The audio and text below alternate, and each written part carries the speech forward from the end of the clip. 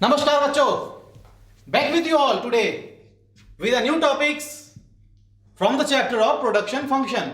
Now you will be very eagerly waiting. So what topics you are going to teach us today? Don't worry. Three topics. जी हाँ, three topics. First one, TP called as total product.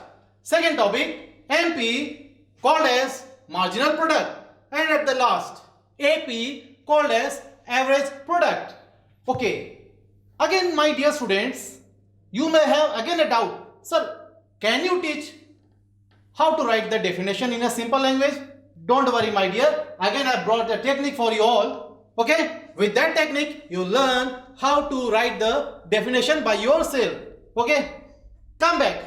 First, I will teach you how to write the definition of TP. जी हाँ, total product. Suppose you assume that you are running one organization. In your organization, you are having 50 employees. Come back. 50 employees. One employee saying that, sir, I can do the maximum production of 10 units. 10. जी हाँ. Multiply it now by 10 units. This is what? The productive capacity of one employee, 1010. And you are hiring how many? 50. If simply I ask you, multiply it, I think very simple. You can give the answer 500. 500. This is called as total product. TP. We say in short TP. TP is called as what? Total product. Now, how to define it?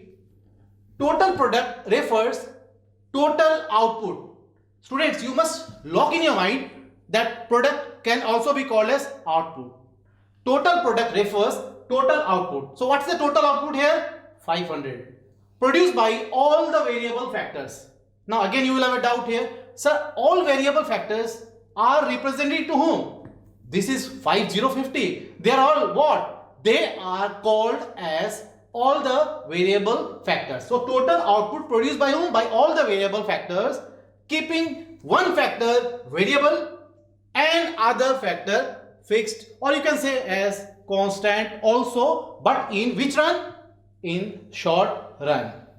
Now I will show you this definition later on with the digital form also, but before that, come back. How to write the formula? TP called as total product.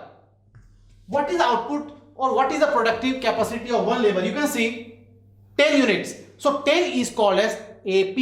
A means average product multiplied. AP multiplied by 50 is what? 50. That is called labor. L oblique. Students, you must lock in your mind.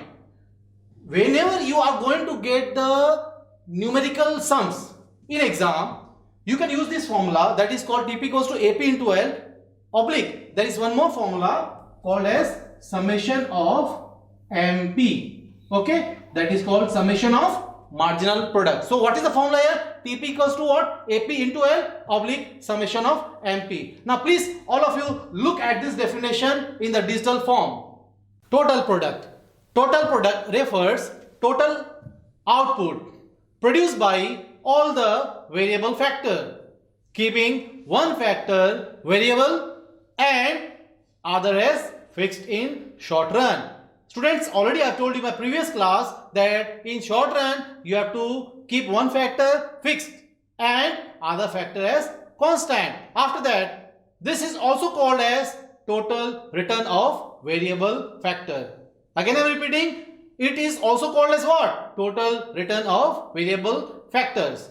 Just now I explained you the entire concept of TP with the help of an example. You can see the same example here also. Formula is what? TP is equals to AP into L oblique summation of MP. For example, TP, you can see here just below the TP 500. The value is given. 500 is what? That is TP equals to 10. Again 10 is what? AP, that is average product, and multiply by 50. 50 is what? L, that is called labor.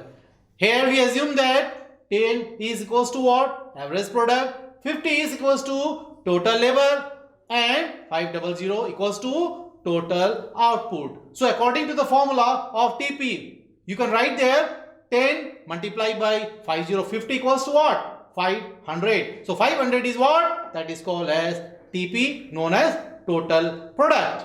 Now next definition is marginal product. Again come back with the example. Suppose you are running an organization, and in your organization you are having 50 labor. 50.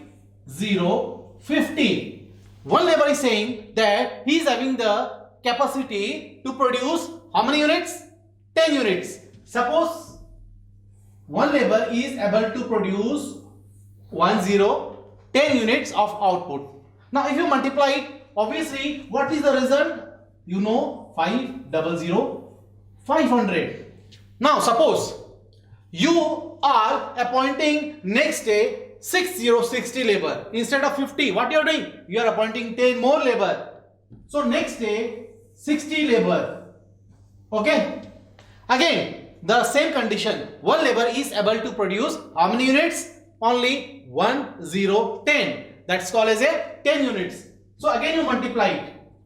And what is the result here? Called as 600. Now students, you can see from here that what is the change in the output? What is the change in the total product? That is 600 minus 500. Simply, how much is the difference? 100. That is 100. So this 100 is called as change in total product. Come back. Look at the formula. MP, called as marginal product, equals to delta TP.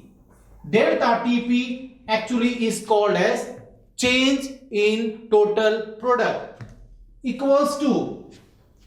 I will not write the value. Wait.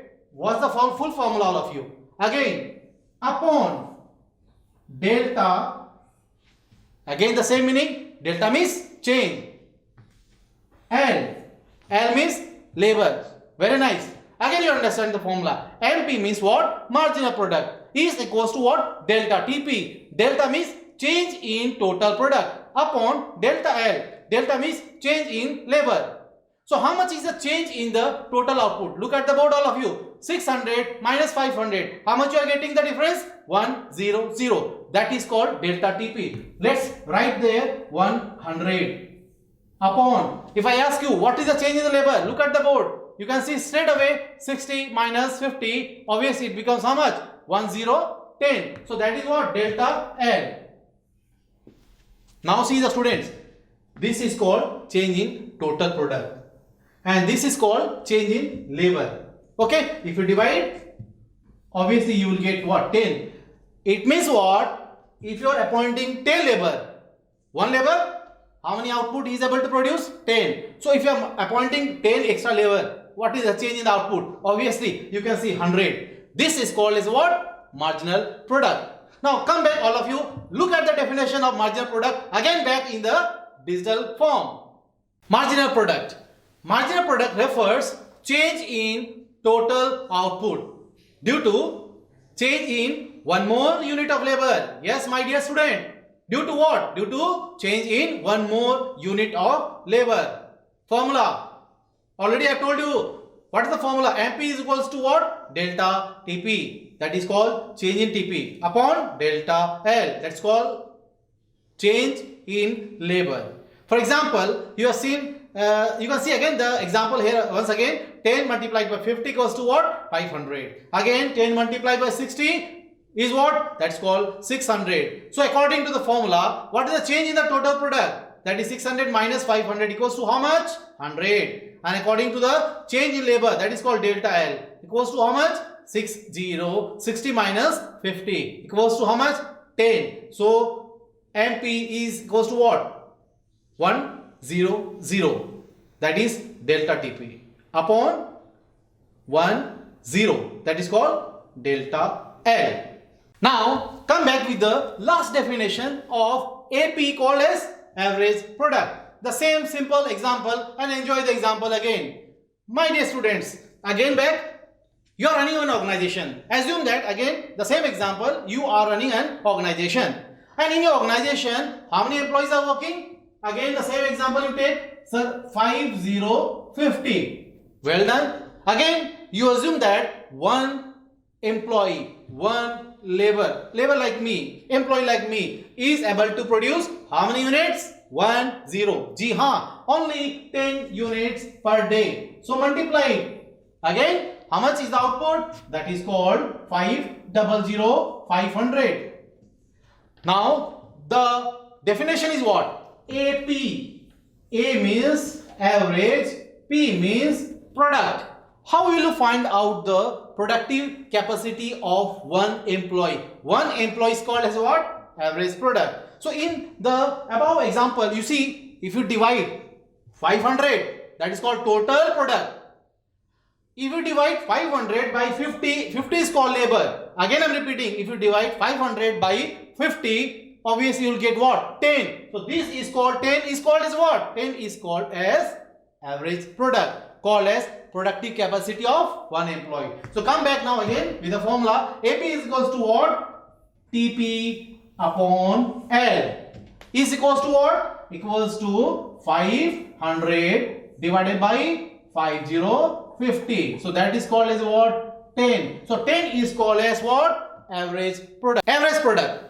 Average product refers per unit of output produced by per unit of labor. In simple language, how will you understand? What is the capacity of output of one unit of labor? Formula. Come back again, you can see AP equals to what? AP equals to TP upon L. For example, the same example again you can see 10 multiplied by what? 50 equals to how much? 500. So if I ask you find out AP, so according to the formula we can see that if you divide 500, so 500 is what? Is TP, that is called total product. Divide by 50. 50 is what? Labor. So if you divide 500 by 50, you are going to get the answer 10. Ji haan, 10. That's called as what? 10. So AP equals to what? 500 divided by 50 equals to 10, which is called as average product. Thanks to all of you.